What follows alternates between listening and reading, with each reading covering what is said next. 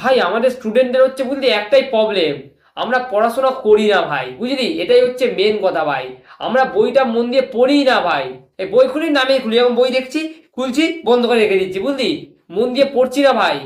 মন দিয়ে যদি আমরা পড়তাম, তাহলে যে আমরা কোথায় চলে যেতাম আমরা নিজেরাই জানি না। আরে ইংল্যান্ডের অক্সফোর্ড কলেজে চান্স পেয়ে যেতাম, হ্যাঁ। তুই একটা যদি লক্ষ্য করছিস, এইবার উচ্চমাধ্যমিক পরীক্ষায় সবাই 60%, 70%, 80%, 90% নম্বর পেয়েছে না পড়ে।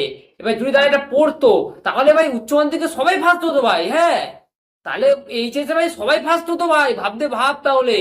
এখানে তাহলে পড়তো না, তাহলে অক্সফোর্ডে চলে যেত। এটাই হচ্ছে ভাই কথা, বুঝলি।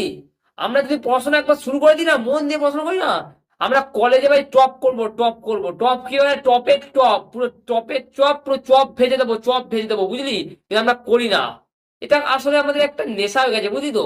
হ্যাঁ, আমরা ভাবি কি, এই একটা পড়বো, পড়ে কি হবে, পড়া তো ঝামেলা, এই মুখস্থ করো, বেড়ে রাখো, কি দরকার, এমনিতে ভাই ভালো নম্বর পেয়ে যাচ্ছি। আরে পড়ে কি হবে ভাই, পড়ে লাভ নেই, এমনি ভালো নম্বর পেয়ে যাবো। এটাই হচ্ছে আমাদেরকে ভাই নিচে নামিয়ে দিচ্ছে, বুঝলি, নিচে নামিয়ে দিচ্ছে।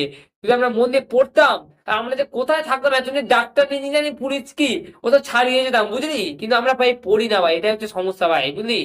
পড়লে যে আমরা কোথায় থাকতাম, এটাই আফসোস, বুঝলি ভাই। এটা এখন দেখো, এখন কলেজ হয়ে গেছে, পড়তে ভাই ইচ্ছা করছে না ভাই।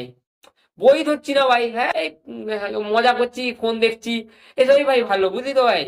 পড়াশোনা করে যে আমরা কোথায় চলে যাবো ভাই, আমরা নিজেরাই জানি না ভাই, বুঝলি। এটাই কথা, বুঝলি, এটাই হচ্ছে ব্যাপার।